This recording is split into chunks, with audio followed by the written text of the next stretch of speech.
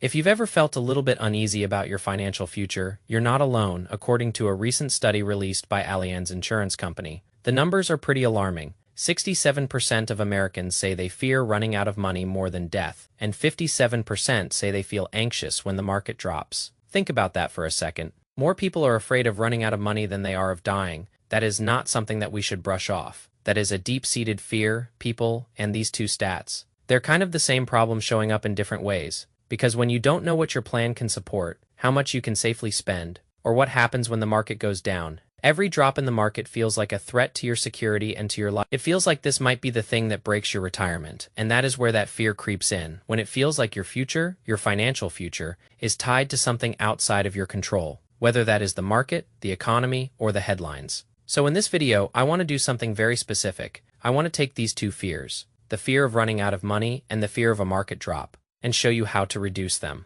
I want to help you build a framework that puts you back in the driver's seat of your financial life. Because you, my friend, should be in control, not your anxieties. So, what actually reduces this fear? What can we truly do? First and foremost, having a written financial plan, if there is one thing that could immediately reduce these fears. And the data is incredibly consistent in this area. Research from firms like Vanguard, Northwestern Mutual, and Charles Schwab shows people with a written plan are 2 to 3 times more confident, and they're more likely to stay invested during downturns. It is like having a map when everyone else is just wandering around lost. But here is the problem: 48% of Americans don't have one, so just solving for this alone could materially improve both stats. But here's another problem. Most Americans don't actually know what goes into a financial plan, because according to that same Allianz survey that we referenced at the start of the video, many don't know how to plan beyond just saving. Contributing to a retirement account is a great start. But beyond that, you also need a target retirement number, a timeline. You need a timeline for when you actually plan to retire, as well as a timeline for how long you think that retirement will last. And you need a distribution strategy. How does this money actually turn into income? What does this plan truly look like? Is it a monthly paycheck? Where is your emergency savings?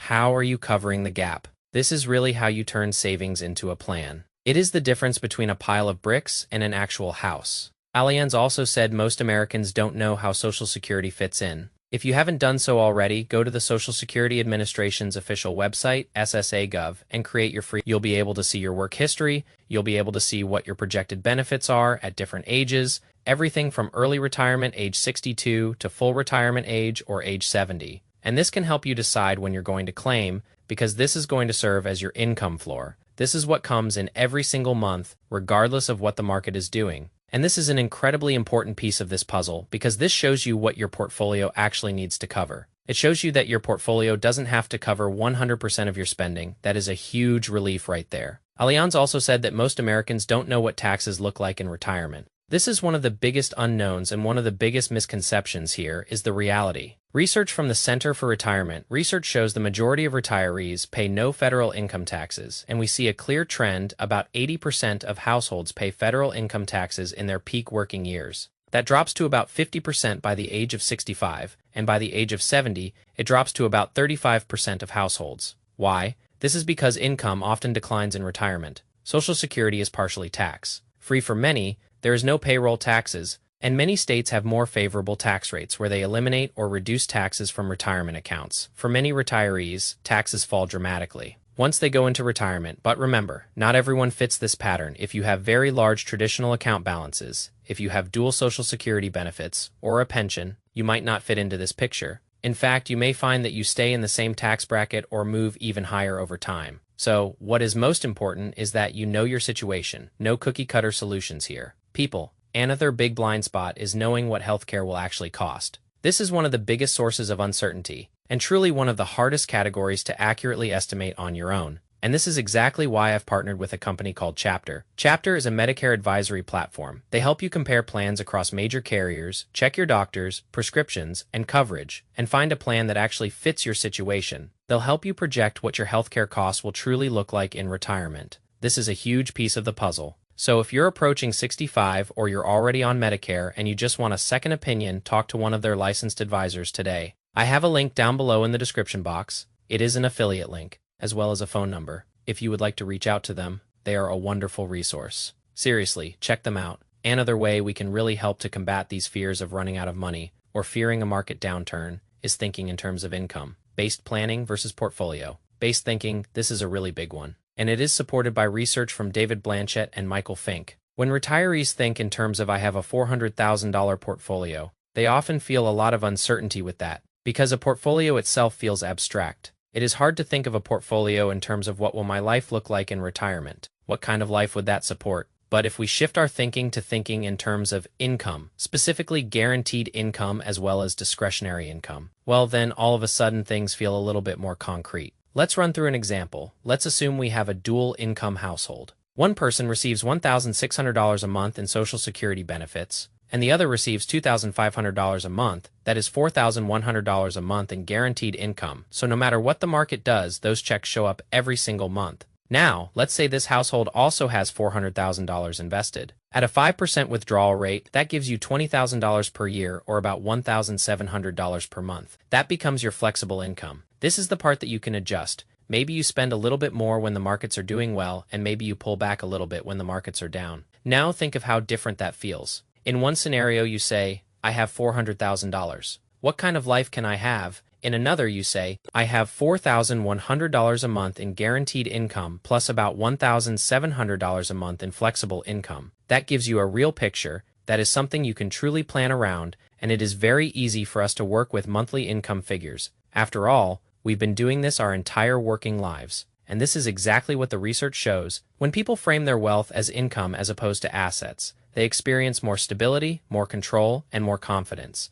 And more importantly, they feel less anxious and more comfortable actually spending their money. It is like switching from guessing to knowing. The next thing you can do is understand safe withdrawal flexibility. One of the biggest fears that looms over retirees' heads is, what if I retire and suddenly the market drops? All of a sudden, everything I worked so hard for, my retirement plan completely breaks. But that is not how a well-designed retirement plan works. Research from Morningstar, Vanguard, and Michael Kitz's shows the 4% rule is a conservative baseline based on rigid inflation, adjusted withdrawals. But real-world retirees aren't rigid. When you introduce even basic flexibility, starting withdrawal rates can increase to about 5 to 5.7%, and long-term success rates improve significantly, and this doesn't mean dramatic lifestyle changes. In many situations, it is as simple as skipping an inflation raise or reducing your pull from your portfolio by 5 to 10% temporarily. Let's use our previous retirees who had that $400,000 portfolio. Let's say you're withdrawing $1,700 a month or $20,400 for the year.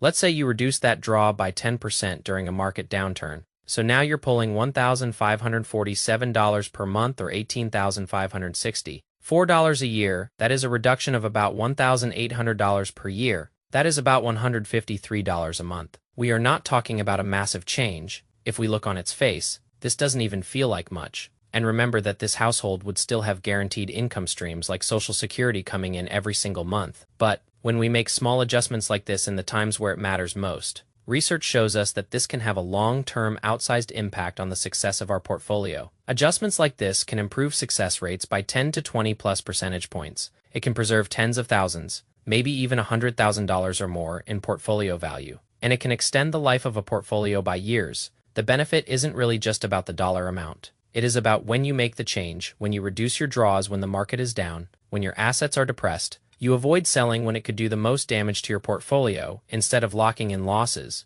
you give your portfolio time to recover. And more importantly, this gives you a specific plan that you can follow should this situation happen when you retire. And having a plan is everything, so you know exactly what to do. It is like having an emergency brake for your financial car. So the bottom line is making these small, temporary adjustments can result in a permanent improvement in your portfolio. Number 4 is building a cash buffer. This is your sequence risk protection. This is one of the most practical ways to reduce anxiety in retirement. And the idea is very well supported by research. You want to have anywhere from, say, 3 to 5 years worth of cash at the ready, whether that is held in a money market fund, CDS, T-bills, so it is readily accessible. What this does is it eliminates the need to sell investments during a downturn. It protects you from sequence of returns risk, from having to draw on your investments early in retirement. If you retire in a down market and it turns market drops into really a non-event for you because you're not touching your portfolio. So instead of thinking, oh my goodness, the market is down, what am I supposed to do? You get to say, oh, the market's down. It is okay, I don't even need the market right now.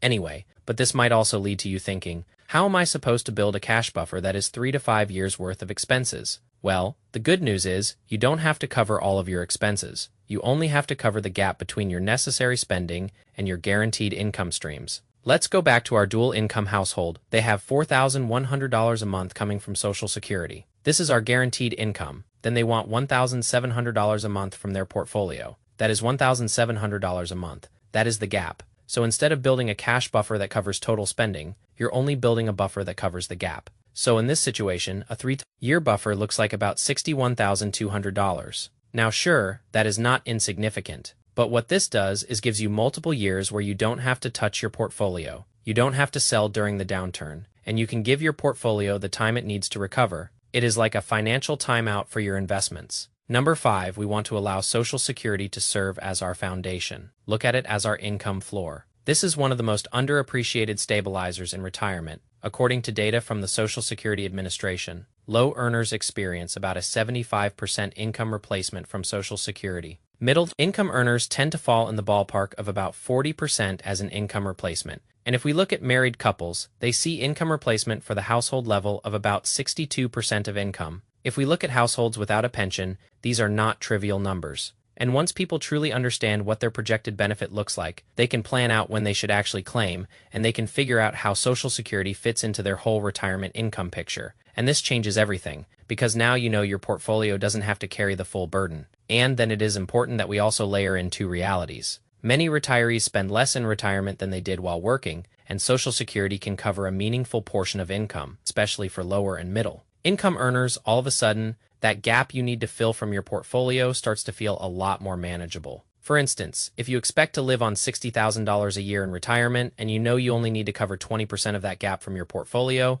or about $12,000, that feels a heck of a lot more manageable than thinking you have to cover the entire $60,000 from your portfolio. Truly, for most Americans, Social Security is the income floor that your entire retirement plan ends up being built on. If you take everything we've just walked through and actually put it into a plan, first and foremost, having a written financial plan, having clear defined income floors, looking at Social Security, perhaps a pension or an annuity, having a flexible withdrawal strategy, you know exactly where and how much you'll cut in a market downturn, and having a 3 to 5 year cash buffer, which lets you know that you have money set aside ready to turn to if needed. The experience of retirement changes completely. Now, if you experience a market drop, that doesn't feel threatening because now you simply turn to your plan and you know what steps to follow. You already know where your income is going to come from, how much you can adjust, and what you're not going to touch. So to answer our question at the top of the video, what could realistically improve these stats that we referenced? If we strip everything down to the highest impact actions, it comes down to 3 things.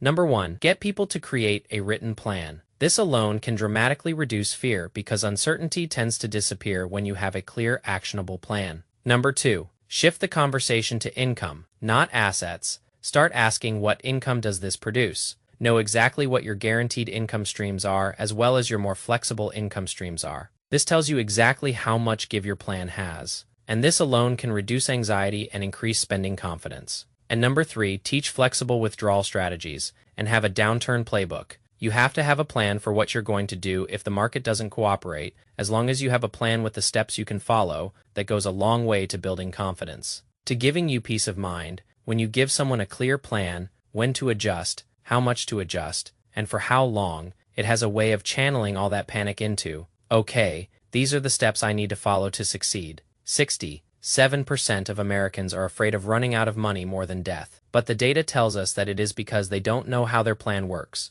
Because once you understand what you can spend, what exactly happens in a downturn, and you know exactly where your income is coming from, all of this fear becomes much more manageable. At the end of the day, it is very hard to manage what you don't understand. So this is why it is so important to understand your money so you can take control of your life. I don't want you to be more afraid of running out of money than you are of running out of life. I want you to feel confident with your money so you can enjoy everything you've worked so hard for. So what are your thoughts on these stats? I'd love to hear. Leave a comment down below. I post new videos every single week. If you got anything at all out of this one, please give it a like. If you're new here, please consider subscribing. Or if you know of someone who might get something out of this type of content, please consider sharing. I'll see you soon. Bye. Beyond that, you also, that bird, I don't know what kind it is. I don't like it. I don't like any bird though. Actually, so is there a silent bird? I like that bird. It can just look pretty and fly around. I just ran outside to chase 4 birds out of my yard. Don't know why they thought they could take up residence there. Not acceptable. Need a bird fence. I think that is called a bubble.